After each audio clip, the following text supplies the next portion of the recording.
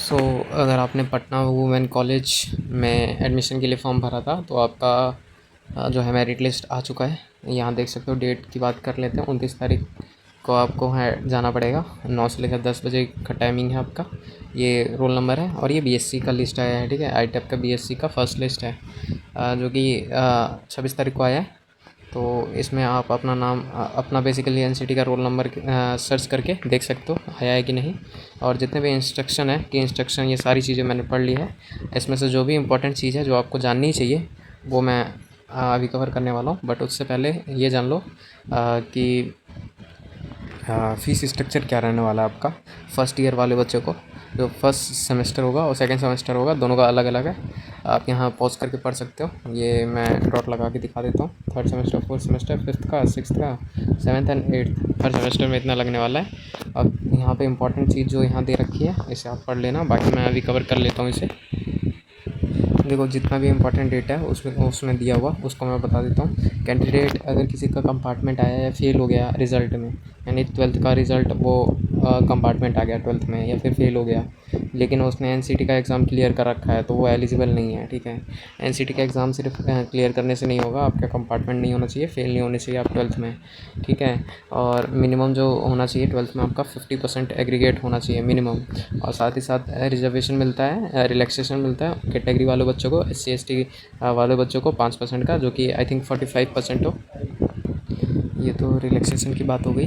अब देखो, जो भी काउंसलिंग में जो वही बच्चे एलिजिबल होंगे जिनका क्वालिफाइंग मार्क्स जो है अब वो दिए काउंसलिंग प्रोसेस के लिए, वही बच्चे एलिजिबल हैं जो फुलफ़िल कर रहे हैं। ये जो भी एलिजिबिलिटी जो मैंने अभी आपको कवर किया वो सारा फुलफ़िल कर रहे हो कि 12th में आपके इतने स्कोर होना ही चाहिए तभी आप एलिजिबल हो। और साथ ही साथ आपका कंपार्टमेंट वगैरह या फेल ना हुए हो आप 12th में।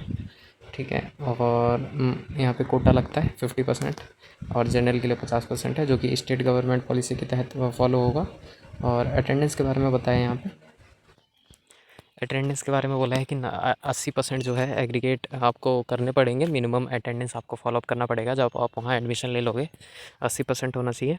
और फील्ड बेस्ड एक्सपीरियंस में 90% अटेंडेंस होना चाहिए। मान लीजिए आपको इंटर्नशिप के लिए भेजा जाएगा टीचिंग के लिए, तो 90% आपको अटेंडेंस वहाँ फॉलोअप करना पड़ेगा, वरना दिक्कत आ सकती है आपको।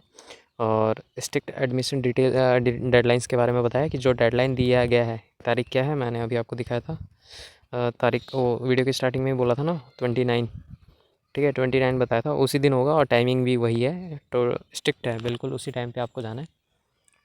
वही टाइम वगैरह जो है आपको फॉलोअप करना है, वरना आपको प्रॉब्लम फेस करना पड़ेगा। आपका एडमिशन जो है कैंसिल कर दिया जाएगा। यहाँ साफ साफ लिखा गया है, कोई भी इमीडिएट कैंसिलेशन लिखा गया है यहाँ पे।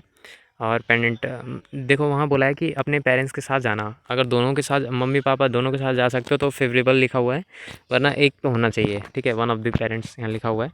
और डिजिटल पेमेंट होगा आपका, यानी केवल डिजिटल ही होगा। फर्स्ट सेमेस्टर की फ़ीस आपको यहाँ पे पे करनी है, ऑफिशियल वेबसाइट पे ही पे करनी है। वो आपको कोई अदर ऑप्शन नहीं है पेमेंट का, केवल ऑनलाइन ही है। और ये ऑफिशियल वेबसाइट आपको बता दिया गया है, वेबसाइट। आप इसके साथ बताया गया है आपको कि एडमिशन लेने के लिए, और अगर आप एडमिशन ले लेते हो फ़ीस जो है रिफ़ंड नहीं होगी।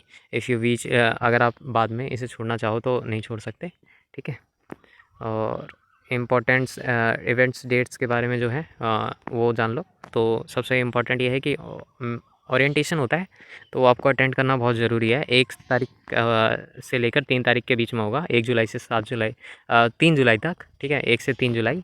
और टाइमिंग भी आपको बता दिया है और किस ऑडिटोरियम में ये भी बता दिया गया है। तो आप कॉलेज चले जाना, वो आपको वहाँ तक पहुँचा दिया जाएगा। रिक्वायर्ड डॉक्यूमेंट्स के बारे में देख लेते हैं। देखो, एनसीटी का स्कोर का जो एनसीटी एप्लीकेशन फॉर्म लग रहा है, एप्लीकेशन फॉर्म, ठीक है, इस बात का ध्यान रखना। एप्लीकेशन फॉर्म और स्कोर कार्ड ये दोनों लग रहे हैं आपके, अलग अलग है। 10th की मार्कशीट आपकी लग रही है, फ़ोटो कॉपी बोला गया है यहाँ पे, ओरिजिनल नहीं लेंगे। बट ओरिजिनल भी आपको कैरी करना है, क्योंकि काउंसलिंग का प्रोसेस का जो है वेरिफिकेशन होगा, तो ओरिजिनल भी देखेंगे। वो ओरिजिनल भी आपको कैरी करना है। सिर्फ फ़ोटो कॉपी आपको वहाँ ले लिया जाएगा, ओरिजिनल आपको दे दिया जाएगा। 12th का भी सेम फ़ोटो कॉपी वहाँ ले लिया जाएगा, ओरिजिनल बस देखा जाएगा, मैच किया जाएगा। ओरिजिनल आपका लगेगा टीसी, ठीक है, या फिर कॉलेज लिविंग सर्टिफिकेट, या आपका ट्रांसफ़र सर्टिफिकेट। ठीक है, माइग्रेशन बहुत ज़्यादा इंपॉर्टेंट है। केवल और केवल BS EB वाले जो बच्चे हैं, इस बोर्ड वाले, उनको रिक्वायर्ड नहीं है, बाकी सबको है। डोमिसाइल लगेगा, कास्ट सर्टिफिकेट लगेगा। अगर आप जनरल से नहीं भरे, किसी और कैटेगरी से भरे हो तो आपका कास्ट भी लगेगा। और साथ ही साथ EWS अगर एप्लीकेबल है तो ठीक है, वरना क्रिश्चियन कैंडिडेट को भी देना पड़ेगा। PWD कैंडिडेट के लिए PWD सर्टिफिकेट होना चाहिए। Photocopy of Aadhaar card original भी लेके जाना, ठीक है। और पासपोर्ट साइज़ फ़ोटो जो है वो 4 कॉपी लेके जानी है। 4 फ़ोटो आपको लेके जाना है, वो भी कलर में होना चाहिए। इस बात का ध्यान रखना, 4 से ज़्यादा ही लेके जाना है, ठीक है। और अगर इनमें से कोई भी डॉक्यूमेंट आपके पास नहीं है जो मैंने अभी कवर किया, ठीक है, तो आपको वहाँ एक फॉर्म भरना पड़ेगा, जिसे अंडरटेकिंग परफॉर्मा बोल लो या एडमिशन परफॉर्मा बोल लो, जो कि वहाँ के काउंटर पे मिल जाएगा आपको, एडमिशन काउंटर पे। वहाँ जाके बस आपको बोलना होगा कि मेरे पास ये डॉक्यूमेंट नहीं है, तो वो आपको प्रोसेस बता देंगे कौन सा फॉर्म भरना है। उसके बाद अंडरटेकिंग होगा, बस एफिडेविट टाइप का बनाने को कुछ बोल दें तो वो बात अलग है, बाकी नहीं बोलेंगे, ये बस फॉर्म भर देना, ठीक है। तो वहाँ जाओगे पता चल जाएगा। ये सारे डॉक्यूमेंट कैरी करके जाना। और डेट मैंने अभी आपको बता ही दिया, डेट बताया था ना, या फ़ीस जो शुरू में ही डेट बता दिया था। एडमिशन डेट यहाँ पे 29 तारीख लिखा हुआ है, 29 जून है, ठीक है, इस बात का ध्यान रखना।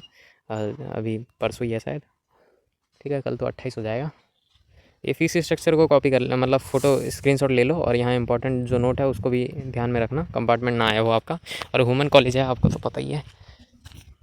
ऑलराइट, फिर धन्यवाद वीडियो देखने के लिए। मिलते हैं एक नए वीडियो में नए टॉपिक के साथ।